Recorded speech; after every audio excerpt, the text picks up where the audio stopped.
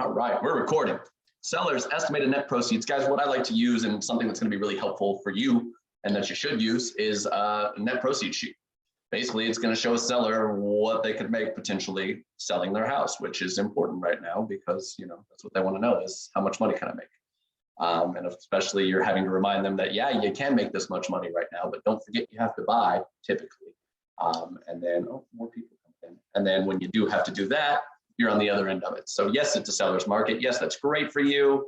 Congratulations, but don't forget about the other side on that. I'm running into that a lot. I'm sure you guys are too, where people are like, I can make this much. Yes, you can, but then you have to find a house or you have to pay that much.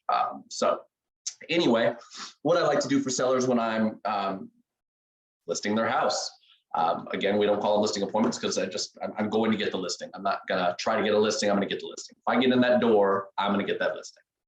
And that's the attitude you kind of have to take with it. Not that you're better than anyone, but that you know what you're doing and you're professional and you're gonna lock it down. So good thing to have is, my goodness, people keep adding to the room. Good thing I'm not easily distracted. So run a CMA, obviously. You guys know how to do that, hopefully. If you don't, you're gonna learn it on your dashboard. You can always ask me for questions on Haytel on that, but you need a CMA. You need a median price point. You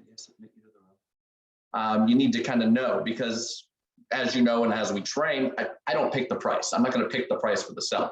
But what I do like to do is look at the median on the CMA of comparable properties in their neighborhood. And I like to plug that into my net sheet typically, unless they have a price in mind already. Some sellers do. Some sellers know what they want to price it for, and that's fine. You can still run them comps and show them. Some are going to be a little more hard-headed and they want to see if they can get that amount. That's okay. They can list it for whatever amount they want. And I like to make that clear to my sellers too. I'm never going to tell you what to list for. I'm never going to give you a price. I'm going to show you the numbers. I'm going to show you the facts and show you, hey, this is what things are selling that are comparable to your property, to your home. This is what's selling. This is how much it's selling for. Does that mean that it's not going to go for more than that? Not necessarily. Does it not mean that it's going to sell for less? I don't know. It just depends. The house is worth what somebody's going to pay for it. So you want to list it that high, that's fine. I'm never going to say you need to lower it, but after a week, after 2 weeks, we're not getting showings in this market. We're not getting calls. We're not getting questions. I'm getting no inquiries. I'm going to tell you, I'm going to say, hey, just so you know, the median days on your neighborhood is 5. We've been on the market for, 10 days and gotten 2 showings or no showings. Typically, that's an indication of price. Again, I'm not telling you to lower it, but if we're not selling in this market, that's usually what it is. It's the price. So anyway, back to net sheets. What I'll do if they don't have a price in mind is I will plug in the median sold price on that number. And I will explain that to them when I show them the net sheet, which I'm going to share my screen in a minute and get to that. But I'm going to plug that in there. And then I'm going to explain to them, hey, I took the net sheet. I took the CMA. This is the number I plugged in. Could we do it higher? Yes. Could it go lower? Yes. That's up to you.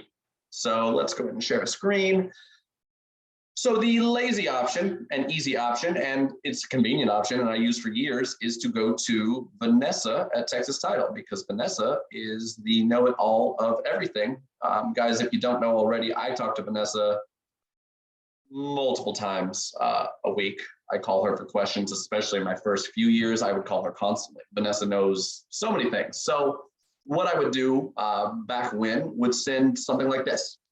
Good afternoon, Texas Title team. When possible, may I have 2 net proceed sheets for the following properties? And this is the information that they're going to need, guys. I'm also going to show you how you can kind of do this yourself as well. But this is if you're, hey, maybe you're out at a showing, you need one, or you need one on the fly kind of thing. You don't have time to do it at the moment. So here's a property address they're going to need. They're going to need a sales price. They're going to need what they owe on the property, because what's the payoff on their current mortgage? How much are you listing it for? This was when I was doing a 4.5 listing. Might have been a special I was holding for a few months. Whatever your listing is, that's what you do. Does the seller have a survey? Because if they don't, who's going to buy the survey? So you need to know that information, because is the seller buying a new survey? They're going to put that on the net sheet as well. Taxes, find out the taxes in the area, because they're going to need to prorate them based on the closing date, because they're going to need a close date. And again, you're estimating, guys, because you don't have a close date yet. It's not listed. Just kind of giving a good idea. So get an idea of when your seller wants to sell, and then, base it on a 30, 45 day close kind of thing, or the median days in the neighborhood plus the 30, 45 days to give them an idea. Again, this is an estimated net proceeds. So when you send this, make that clear, even though it's titled estimated net proceeds, guys, this is just an estimate. This is potentially what you could make There are some other factors in there, and this is me talking to the sellers, guys. There's some other factors in there that could change it and go higher or lower, but this is an estimate, and Vanessa's really good at getting them pretty close. And you guys can be good at getting them pretty close by, following this. Close date, home warranty. Is the seller going to pay for one? You got to plug in the home warranty. Repairs. What I like to do, guys, on a lot of the homes is a worst case scenario type situation. So I do like to put $1,000 in repairs or $2,000 in repairs. There may be no repairs. Remember, the seller doesn't have to agree to do anything, but I want them to have, again, worst case, maybe you did an $1,000 allowance for repairs, even though there's not those needed. This will at least show you. So guess what? If that's not needed, you can just plug in another $1,000 to your net and add that. Seller paying title policy is the buyer's paying title policy. As you guys have probably seen right now, a lot of buyers are paying the title policy, especially in these multiple offer situations, whereas before it was kind of understood and accepted that the seller would pay for it. Not the case so much anymore. But anyway, HOA, how much annually, because they're going to prorate that as well, resale certificate, things like that. So now let's actually take you, and then they'll respond and say, here you go, and they'll get you a net sheet. Oh my goodness, look at this. Net sheet here is an estimated closing expense schedule. This is what it looks like. Sorry that my nose is running. Just ignore me. Got your escrow fee, your recording fee. These stay about the same, guys. They can adjust over the years, but they'll be on there. So these are fees you can plug in yourself, $59.80, $450, $34. And here's the one, document preparation, $250. Here's the ones that change. Realtor commission. What's it going to be? Is it 4.5? Is it 5? Is it 6? Are you listing for 8% if you can get it done? Whatever. That's where you can plug that in. Owner title policy. You know that Texas Title has the Texas Title app where you can find out the title policy for yourself and you can find out how much it is. So there you go there. Home warranty, we know is $600 with the marquee coverage. From Home Warranty of America, tax proration, when you give it to them, they're just going to divide by the 12 months, go from the closing day, count the days. There's your tax proration, HOA resale certificate, payoff of the mortgage, $121, purchase cost, $1,000, purchase paid cost. That's basically the allowance that I put in there. That's the $1,000. Then you can also plug in like the option fee, $200, $100, survey fee. We know it's between $400 to $600 for residential lots. If it's larger than that, you may need to check, guys. So get an idea from Vanessa and her team. HOA dues. So estimated total on the bottom. There you go. So there is your estimated net total. Again, estimated. It's not going to be exact. Don't ever be like, this is exactly what you're going to make at this price point. But there's the median price point. But again, what you can do, guys, let's go over, boom, on, what did I put this on? Is this like Google Sheets or something? I think that's what I'm on. Yeah, Excel spreadsheets.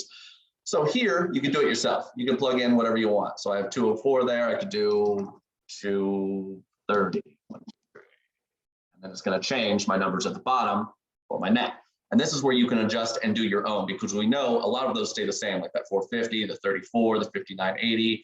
The rest of this, you can adjust however you want, but you need to make sure it's adjusted correctly. So 230 and the 5%, you would do that and adjust accordingly. I don't have a calculator in front of me. I'm not about to do that for you. So you can figure it out from there. But survey fee. Okay, so let's say we do need a survey. I'm going to plug in worst case scenario. I'm going to say it's going to be 600. Okay, well, there's that. Now it's going to take down my net again. HOA dues. Let's just say it's, 150. Again, it's going to adjust for me right there. Repairs, there's none in here. Let's make it a worst case. Oh my goodness, 2,000 repairs. Again, that's something you can plug and play with and also tell your sellers, hey, this is like a worst case scenario, especially if it's like a house where, they've had an inspection recently. There's not really much going on that the inspector found, it's a pretty good clean shape. You don't have to put 2,000, maybe put nothing there. Maybe put 1,000 again, because how excited are they going to be if you put 1,000 there, show them that sheet, and then later on there's no repairs? Well, that's an extra 1,000 on there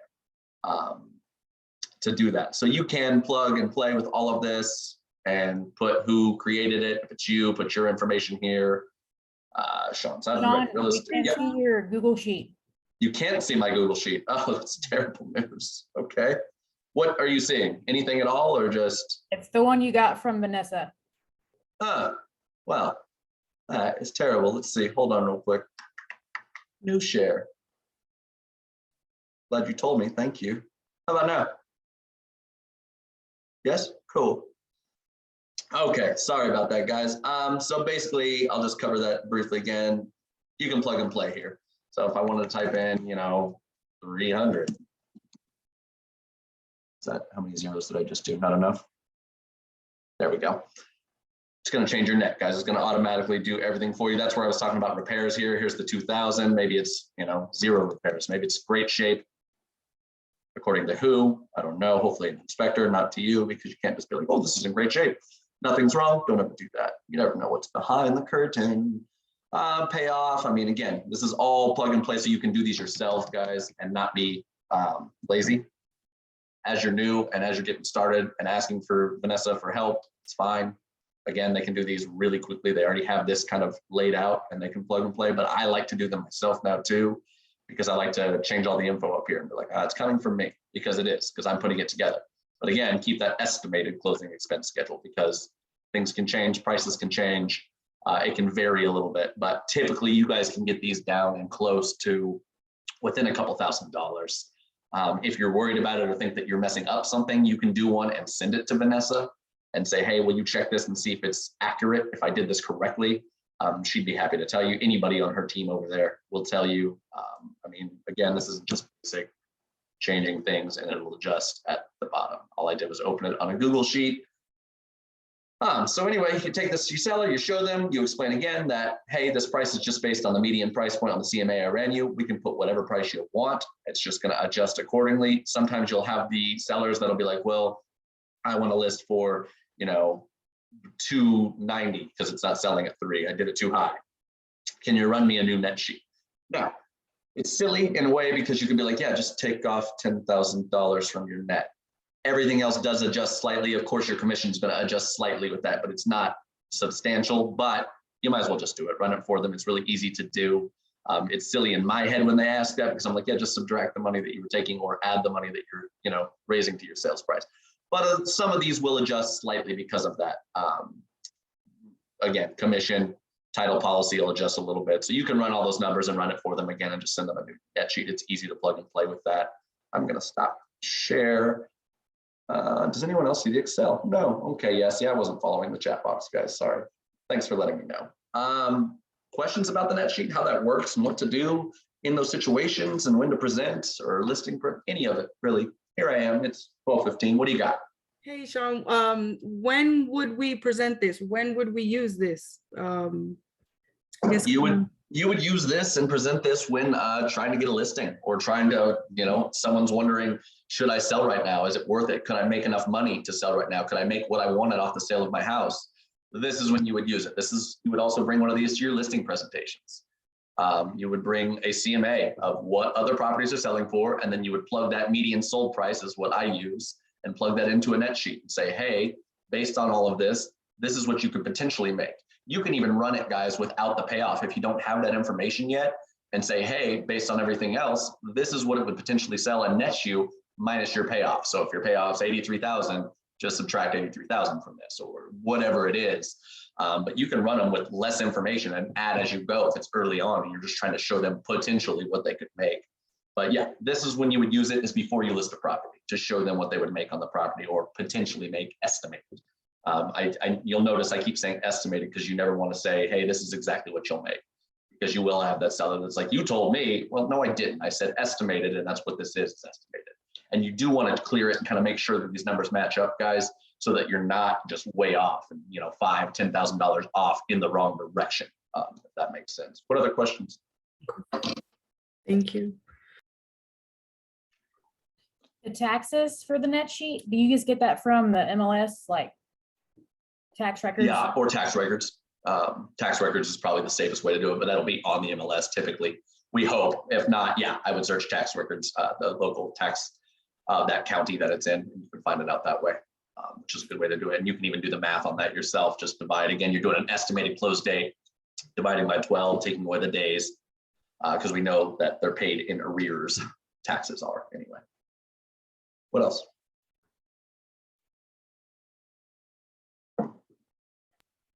Pretty easy, pretty self-explanatory. Questions about listings, things you bring to listings, net sheets, anything, right field, nothing. One more question. Can we use this or something similar to it to get leads? Like if I wanted to do the houses across the street from me or to the side, or what do you recommend for I that? mean, yeah, you can. You could do something where, hey, I'm offering, I'm doing free estimated net proceeds sheets right now for all of my neighbors. Now it might take you a while depending on the kind of traffic you get from that, but who cares? It's not really that hard to do. As you've seen, you can plug and play and do one of these really quickly. But yeah, you could absolutely do something if that would help the leads. But like, hey, are you curious what you could make on your house? Maybe they're not ready to sell, or maybe they don't think they're ready to sell. But then when they see the numbers and they're like, oh, I could make this much, or I would net this much on my house.